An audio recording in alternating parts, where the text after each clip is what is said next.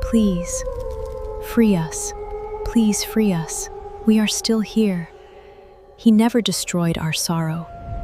He trapped us.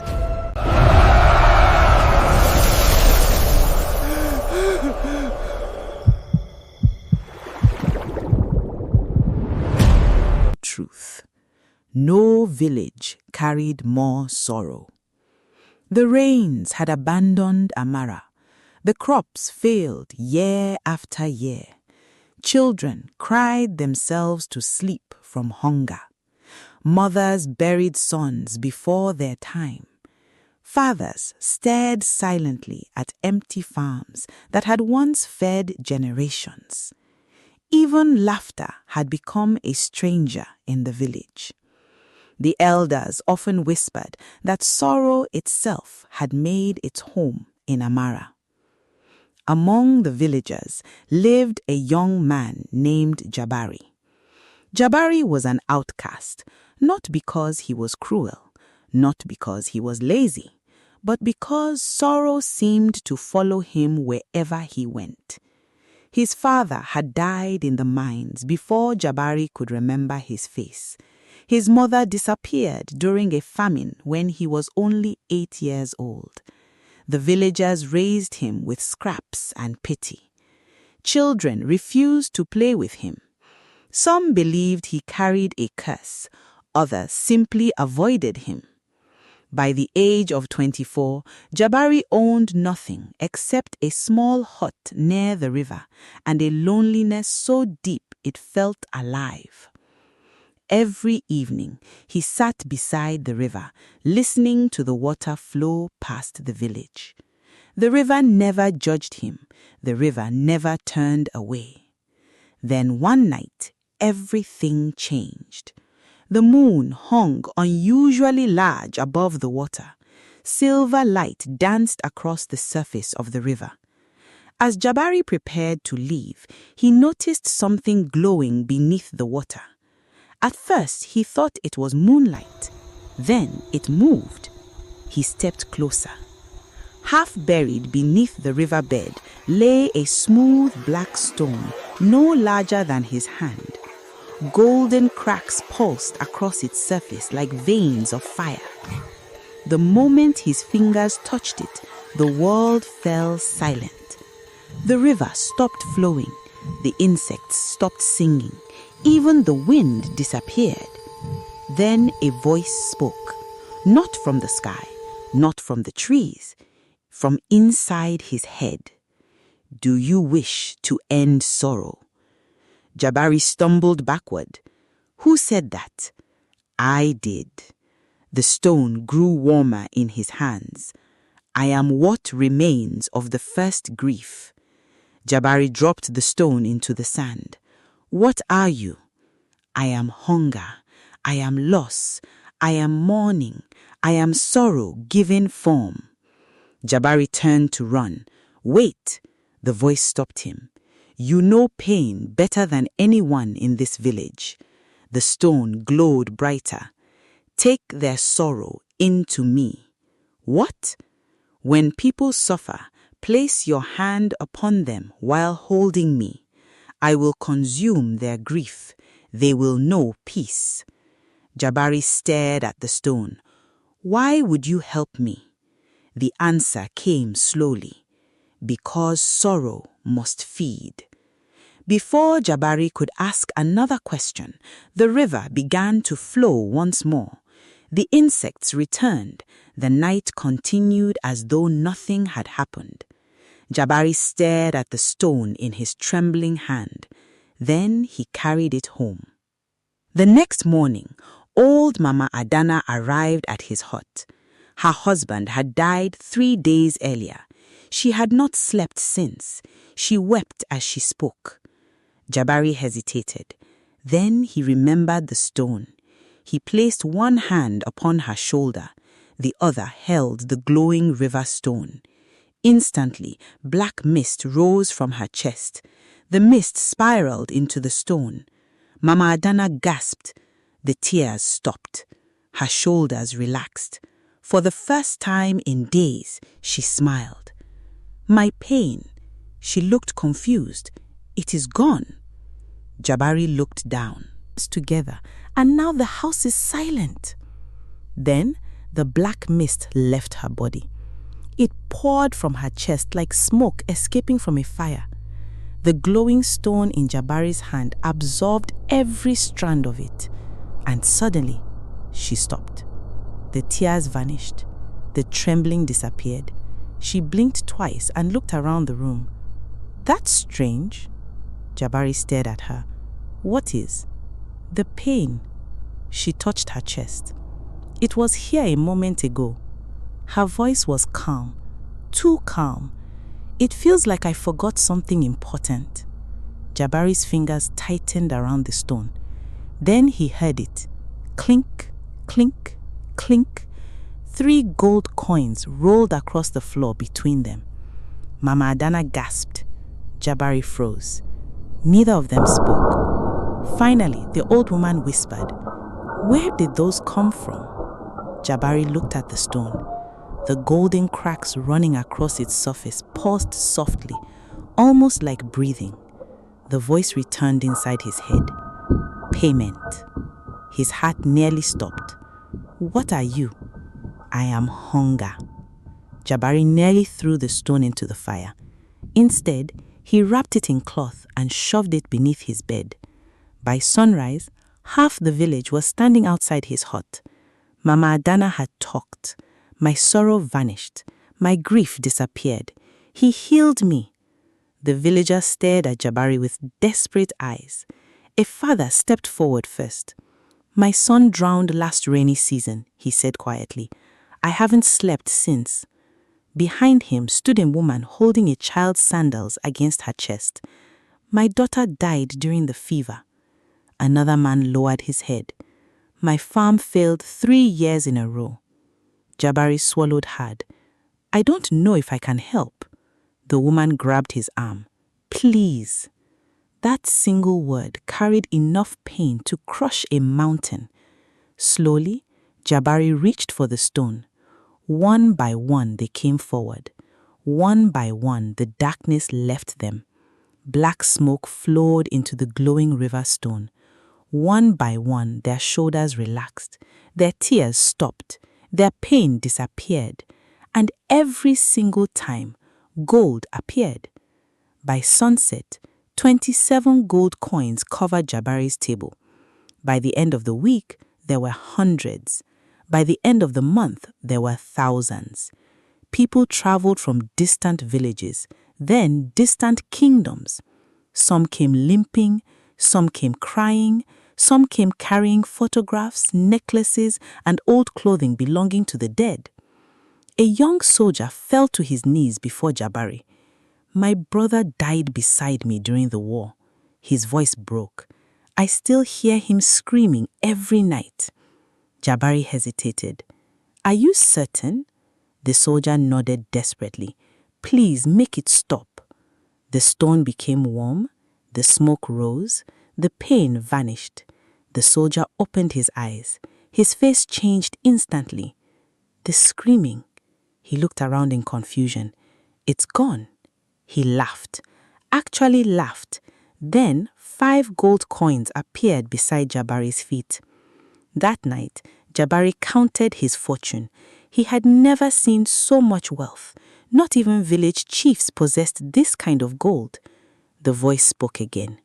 You are helping them. Jabari looked toward the stone. Am I? Listen to the village. For the first time in years, he heard laughter outside his window. Real laughter. Children running, families singing. The sound almost brought tears to his eyes. Almost, because tears were becoming strangely difficult for Jabari. The next morning, he visited his mother's grave. He stood there silently, waiting. Nothing came. No sadness, no longing, no pain, only emptiness. Jabari frowned. Why can't I feel her anymore? The stone glowed, and for the very first time, it did not answer. If you're already suspicious of the stone, you're asking the right questions. What exactly was it doing with all that grief? And if sorrow never truly disappears, where was it going? The gold changed everything. 3 months earlier, children had thrown stones at Jabari's roof for amusement. Now those same children bowed when he walked past. The villagers no longer called him cursed. Now they called him blessed. The ancestors have chosen him. He carries heaven's favor. He is the healer of sorrows. The name spread quickly. The Sorrow Eater. Jabari hated the title at first. Eventually, he stopped correcting them. Then he started enjoying it. A larger house came first, then servants, then guards, then merchants from distant kingdoms arrived carrying silk, spices, jewelry, and wine. One evening, his childhood friend, Bakari, sat across from him, staring at the mountain of gold stacked against the walls. "Do you ever think this is dangerous?" Jabari laughed. "Dangerous? Look outside." Bakari looked through the window. Children were playing, women were singing while carrying water. For the first time in years, nobody in Amara looked broken. "You saved them," Jabari said quietly. Bakari shook his head. "No. You removed something from them." Jabari frowned. "What's the difference?" Bakari opened his mouth but said nothing. Neither of them noticed the stone glowing brighter beside the fireplace. That night, Jabari woke suddenly. Someone was crying. Not outside, inside the room. He sat upright. The crying stopped. His eyes moved toward the table. The stone. The golden cracks were pulsing. Then he heard it. Very faint, very distant. A voice. "My son." Jabari froze. Another voice followed. "I wasn't ready." Then another. "My wife." The room became silent once more. Jabari grabbed the stone. What was that? The answer came immediately.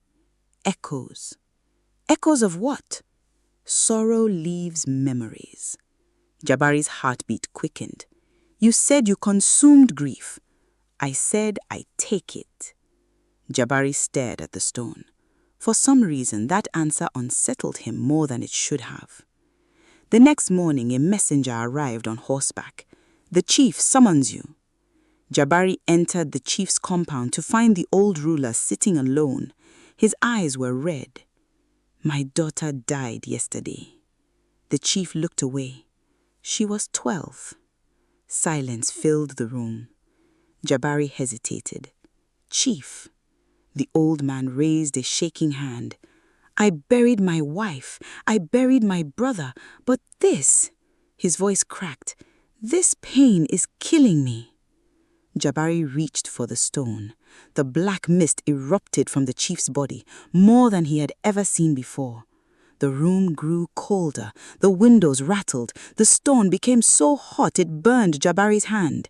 Then, suddenly, it stopped. The chief blinked. His breathing slowed. He looked toward his daughter's empty chair. Nothing. No tears. No pain. No grief. He smiled weakly. "Thank you." Outside, servants carried 6 heavy chests into Jabari's cart. Gold. More gold than he could count. That night, the stone spoke first. That was better. Jabari frowned. Better? Great sorrow carries great value. The room suddenly felt colder. What does that mean? No answer came. Weeks passed. The requests became bigger. A merchant who lost his entire family in a fire, a queen mourning her husband, a general haunted by the faces of fallen soldiers. Every sorrow became gold. Every grief made Jabari richer. Then he noticed the cracks. There were more of them now, far more. Tiny fractures spread across the stone like spider webs. At night, whispers escaped through them. Hundreds of voices, sometimes crying, sometimes screaming, sometimes begging. One night he held the stone close and whispered, "Who are they?" The answer came slowly. Please, "They are what free us. remains." Please free us. Jabari's blood We are ran still cold. here. What He remains never of destroyed what? our sorrow. The stone glowed He trapped brighter. us. The sorrows. For the first time since finding it by the river, Jabari felt afraid to touch it. Very afraid. Because one question suddenly refused to leave his mind. If the sorrow was still inside the stone, then what exactly had he been giving back to the people? And more importantly, what would happen if the stone ever broke? The king arrived at sunrise. No warning, no announcement. One moment the village was quiet. The next moment, 20 royal horses thundered through the streets. Children ran indoors. Merchants abandoned their stalls. Villagers dropped to their knees as soldiers in crimson armor surrounded Jabari's home. The captain stepped forward. "The king of Nambara requests your presence." Jabari swallowed. "Requests?" The captain's expression never changed. "The king is waiting." The royal palace stood higher than any building Jabari had ever seen, but the throne room was silent. No music, no servants, no celebration. Only a father sitting beside a covered body. The king looked older than the stories described, much older. His eyes were swollen, his hands trembled. "My son is dead." The words hung heavily in the air. No titles, no royal speeches, just a father speaking. He was 20 years old. The king stared at the floor. "I supposed to bury me." Silence. "I am the king of 7 provinces," his voice cracked. "I command armies, I settle disputes, I decide the fate of nations." He slowly raised his eyes toward Jabari. "But I cannot command my son to wake up." Jabari said nothing. What words could exist for a pain like this? The king continued. "Everyone says you can remove sorrow." Jabari glanced toward the wrapped stone hanging at his side. The king noticed. "Can you do it?" Jabari hesitated. For the first time since finding the stone, he wasn't sure he wanted to know the answer. The king stood.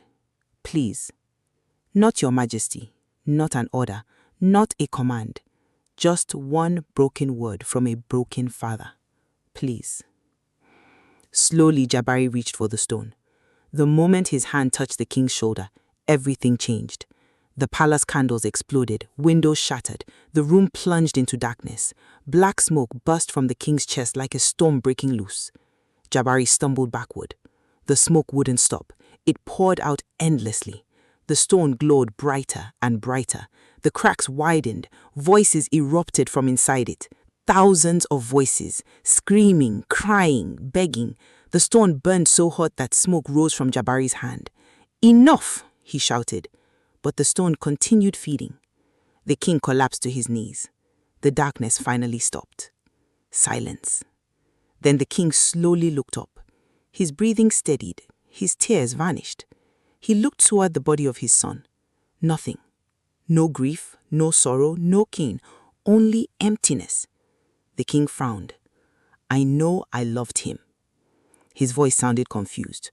"But I cannot remember what that love felt like." Jabari's stomach twisted. The king stood. "I can breathe again." Outside, servants rolled 10 enormous chests into the courtyard. Gold, enough gold to buy entire villages, enough gold to buy kingdoms. The king smiled for the first time. "You have saved my life." Jabari forced himself to smile back. But that night, he couldn't sleep. The voices inside the stone had grown louder, much louder. He unwrapped it slowly. The cracks had spread across nearly the entire surface. Tiny streams of black mist escaped from between them. Then he heard it clearly. A young voice. "Father?" Jabari froze. Another voice followed. "Please, don't leave me here." Another. "I still miss him." His hands began shaking. "Who are you?" he whispered. The answer came instantly. "They are sorrow." "No." Jabari stepped backward. "Those are voices. They are the sheep sorrow takes when abandoned." His heart pounded. "What happens to them?" "They remain. Forever?" The stone was silent. Jabari's voice rose. Answer me." Please. Then came the words that made his blood Free come us. cold. They wait. Please free us. The room felt We suddenly are still smaller. here. What are they waiting for? He never The stone destroyed glowed. our sorrow. Release.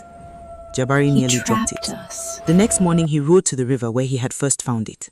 Without hesitation, he lifted the stone over the water. "This ends now." The voice spoke calmly. "Throw me away." Jabari hesitated. "You should." The stone almost sounded amused. "Break me if you wish." Jabari frowned. "What happens if I do?" For the first time since finding the stone, it laughed. Not loudly, not cruelly. Worse, patiently. Then it answered, "Would you like to meet every sorrow you have ever stolen?" His hand froze. The river flowed quietly beneath him. The stone spoke again. "You are not holding me anymore, Jabari." His chest tightened. "What do you mean?" The golden cracks pulsed slowly. "You are holding them." If you're still here, the real question isn't whether Jabari should destroy the stone. The real question is this. After stealing the grief of kings, mothers, soldiers, widows, and children, would the world survive getting it all back at once? The stone shattered. Not cracked, not chipped. Shattered. The sound exploded across the festival grounds like thunder tearing the sky apart. For a moment, nothing happened. The dancers stopped moving. The drums fell silent. Even the wind disappeared. Jabari stared at the broken pieces lying at his feet. Then someone screamed. A woman collapsed beside the market stalls. "My husband." Tears poured down her face instantly. "He died 3 years ago." She grabbed her chest. "It hurts again." Another man fell to his knees. "My son." A soldier dropped his spear. "My brother." An old chief began sobbing uncontrollably. "The funeral." He gasped for air. "I remember the funeral."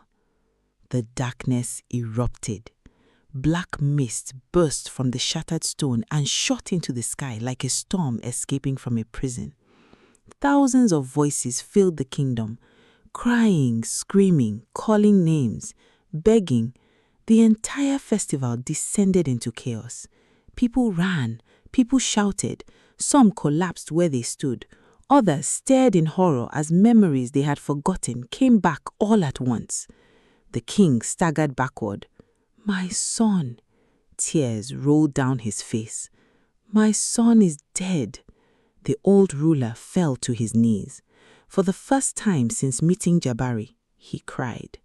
Not as a king, not as a ruler, as a father. Jabari looked around in horror.